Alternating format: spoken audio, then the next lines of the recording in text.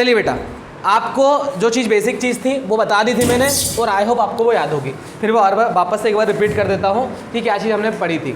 Question number second नहीं करा ना, 3.2 का हमने कर लिया है, नहीं करा? चलिए देखिए, देखो पहली 1 के कर लिए दोनों, 1 के दोनों कर लिए ना, ठीक है। तो देखिए पहली चीज़, अगर A1/A2 है ना इक्वल नहीं है B1/B2 के, तो उसको हम बोलते हैं इंटरसेक्टिंग। लेकिन क्यों? अगर ऐसा हो रहा है तो क्यों हो रहा है वो भी समझो।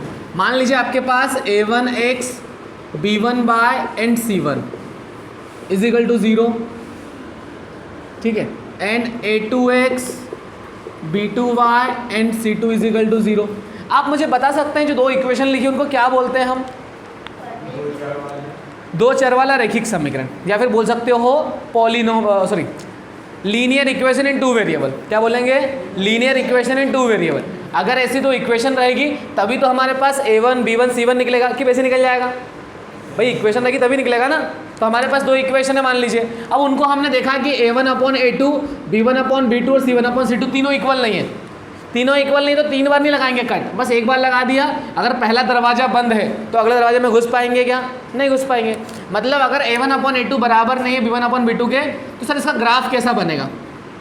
इसका ग्राफ, और आपको पता है अगर दो हमारे पास लीनियर इक्वेशन है 2 वेरिएबल वाली, दो चर वाले दो रैखिक समीकरण है, तो ग्राफ के लिए 2 डब्बे बनते ना। अब 2 डब्बे बनेंगे, 2 लाइन भी बनेगी। अब 2 लाइन बनेगी तो लाइन कैसी जाएगी? इसमें लाइन ऐसी जाएगी, ये पहली लाइन मान लीजिए, दूसरी लाइन मान लीजिए, तो जो दोनों लाइन होगी वो एक पॉइंट पर कट करेगी। इसी को हम बोलते हैं इंटरसेक्टिंग। अगर ब्लर हो रहा हो तो मुझे बता दीजिएगा प्लीज़, ठीक है। इंटरसेक्टिंग बोलते हैं हम प्रतिच्छेदी या प्रतिच्छेद। लाइंस क्या करती हैं? प्रतिच्छेद करती है, दूसरे को कट करती है। समझ में आ रहा है आपको बात समझ में आ रही है कि लाइंस क्या करती है? प्रतिच्छेद करती है, इंटरसेक्ट करती है। चलिए अगली बात बेटा ये है कि अगर लाइन इंटरसेक्ट करेगी, और कितनी बार इंटरसेक्ट कर रही है, कितनी बार एक दूसरे को काट रही है? एक बार। और अगर एक बार जो चीज़ काटती है उसको बोलते हैं यूनिक सॉल्यूशन। क्या बोलते हैं? Unique solution. यूनिक सॉल्यूशन का मतलब होता है अद्वितीय हल, जिसके जैसा कोई नहीं, अद्वितीय, ठीक है। और अगली बात करते हैं कॉन्सिस्टेंट। अब कॉन्सिस्टेंट क्यों होता है पहली वापस सुनो। अगर लाइन कट करती है तो उसको बोलते हैं इंटरसेक्टिंग या प्रतिच्छेदी।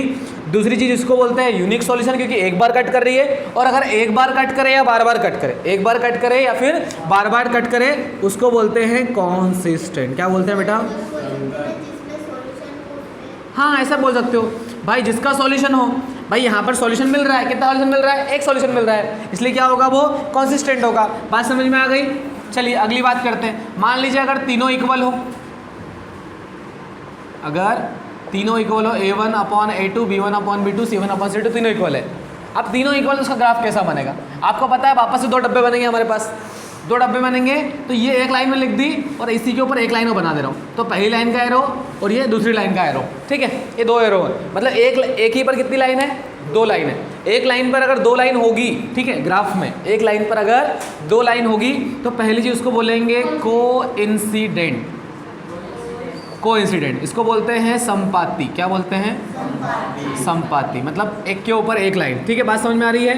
अगर तीनों इक्वल है और लाइन एक के ऊपर एक है ग्राफ में, तो हम उसको बोलते हैं क्या? कोइंसिडेंट, मतलब संपाती, मतलब तीनों इक्वल होंगे हमारे। और अगर लाइन एक के ऊपर एक है, देखो अगर लाइन एक बार कट कर रही थी तो मिल रहा था एक सॉल्यूशन, अब तो एक के ऊपर एक है तो हमारे पास तो पॉइंट कितने नहीं बन सकते ना, 1 2 3 ऐसे बहुत सारे बन सकते हैं। तो हम उसको बोलते हैं many solution, infinitely many solution या फिर मैनी सॉल्यूशन। इसका मतलब होता है अनेक हल होंगे, मतलब इसके बहुत सारे सॉल्यूशन होंगे। और देखो अगर एक सॉल्यूशन हो या बहुत सारे सॉल्यूशन हो, वो हमेशा क्या कहलाएगा? कॉन्सिस्टेंट कहलाएगा, मतलब संगत कहलाएगा। क्या बात समझ में आ रही है आपको? पक्का? सच में? पक्का? चलिए ठीक है। अब बात करते हैं तीसरी। एक और बात यहाँ पर बताई गई इन्होंने हमको बोला है, अगर मान लीजिए पहली A1/A2 तो B1/B2 के बराबर है, मतलब इक्वल है, लेकिन अगर C1/C2 इक्वल नहीं हो तो, अगर A1/A2 B1/B2 के इक्वल है लेकिन B1/B2 C1/C2 के इक्वल नहीं है, तो हम उसके लिए ग्राफ कैसा बनाएंगे सर? उसके लिए ट्रेन की पटरी है साथ। मान लीजिए दोनों ये है ना, दोनों हमारी इक्वेशन है, और पहली इक्वेशन के लिए ये लाइन जा रही, दूसरी वाले के लिए ये जा रही। ऐसी ना जाके वो ऐसी भी जा सकती है। मतलब कैसी भी जाएगी लेकिन जाएगी क्या, पैरेलल, मतलब समांतर। मतलब पहली चीज़ क्या होगी, हमारी लाइंस क्या होगी, समांतर होगी, इंग्लिश में बोलते हैं पैरेलल। ठीक है। सेकेंड चीज़, अगर लाइन पैरेलल होगी तो कहीं कटेगी क्या, कभी नहीं कटेगी। और जब नहीं कटेगी तो सॉल्यूशन मिलेगा क्या, नहीं मिलेगा। अब जो सॉल्यूशन नहीं मिलेगा उसको बोलेंगे हम नो सॉल्यूशन, कोई हल नहीं होगा। और जब कोई हल नहीं होगा बेटा तो आपको आपका जो इक्वेशन है वो कॉन्सिस्टेंट होगी कि इनकॉन्सिस्टेंट होगी। जब सॉल्यूशन होता है, एक सॉल्यूशन हो या बहुत सारे सॉल्यूशन हो, उसको बोलते हैं हम कॉन्सिस्टेंट, मतलब संगत। और जब सॉल्यूशन नहीं मिलता है तो उसको बोलते हैं इनकॉन्सिस्टेंट। पक्का समझ में आ गया ये चीज़ आपको? ठीक है, चलिए एक सवाल और कर लेते हैं, चाहे हिंदी में। असंगत। तो भैया एक सवाल कर लेते हैं, क्या मुझे बता पाएंगे? पूरा बोर्ड दिख रहा है? पक्का? चलिए एक सवाल कर लेते हैं। आप बोलेंगे सर हम पहले क्वेश्चन पढ़ेंगे, तो पहले आप क्वेश्चन पढ़ लीजिए, क्वेश्चन नंबर सेकेंड पढ़ लीजिए पहले, उसका फिर फर्स्ट क्वेश्चन देखेंगे हम। अब देखिए बेटा, क्वेश्चन नंबर सेकेंड में आपको क्या बोला उन्होंने? क्वेश्चन नंबर सेकेंड में बोला है on comparing the ratio A1/A2, B1/B2 and C1/C2। मतलब हमारे जो A1/A2 है, B1/B2 है, C1/C2 है, उनको हम पहले तो उसमें निकालेंगे और उनको चेक करेंगे कि तीनों इक्वल है कि नहीं। अगर नहीं होंगे तीनों तो पहला वाला कंडीशन मतलब इंटरसेक्टिंग होगा। दूसरा वाला क्या बोला उसने? अगर तीनों इक्वल होंगे तो उसको क्या बोलते हैं? कोइंसिडेंट। इंटरसेक्टिंग मतलब प्रतिच्छेदी होंगे, ठीक है। और कोइंसिडेंट मतलब क्या? संपाती होंगे। और पैरेलल मतलब समांतर। अब से अपने से तीन तीन चीज़ें नहीं पूछी उसने क्या पूछी? सिर्फ एक चीज़ पूछी है कि कोइंसिडेंट है, मतलब कि इंटरसेक्टिंग है या प्रतिच्छेदी है, कोइंसिडेंट मतलब संपाती है, या फिर समांतर या पैरेलल है। ठीक है, ये पूछिए अपने, सब चीज़ नहीं पूछिए। तो देखो पहले सवाल लिखते हैं हम। 5x - 4y माइनस का नहीं है, प्लस का 8 है। और क्या है? 7x प्लस का 6y और माइनस का 9। अब मुझे बताइए यहाँ पर A1 की वैल्यू कितनी है? A1 की वैल्यू कितनी है? 5। B1 की कितनी है? माइनस का 4। जो बोलेगा 4 ओनली वो पाप लगेगा उसको, मुझे मत बोलना बाद में, ठीक है। आपका व्रत भी काम नहीं आएगा फिर। C1 की पक्का?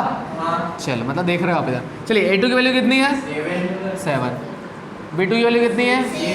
C2 की वैल्यू कितनी है? वेरी गुड, अच्छा, बहुत बढ़िया। अब देखिए इसको अगर देखें, हमको दिख रहा है ऑलरेडी 5/7, 4/6, 8/9। वैसे इक्वल नहीं है, लेकिन फिर भी एक बार लिखना पड़ेगा कि A1/A2 = 5/7।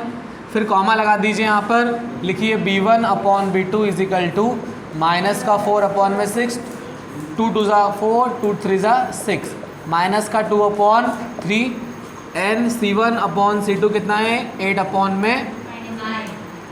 में माइनस का 9। ठीक है, कोई दिक्कत?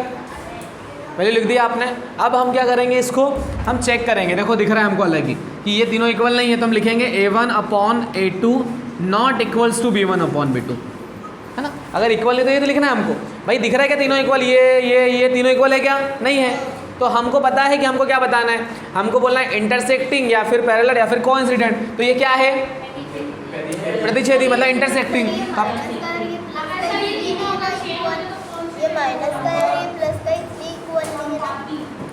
नंबर देखो ना, नंबर अलग अलग है ना। माइनस प्लस तो हो ही सकता है, जैसे मान लो हो सकता है यहाँ पर 2/3 आ जाए प्लस का, यहाँ पर माइनस का आ जाए, तो भी इक्वल नहीं होगा।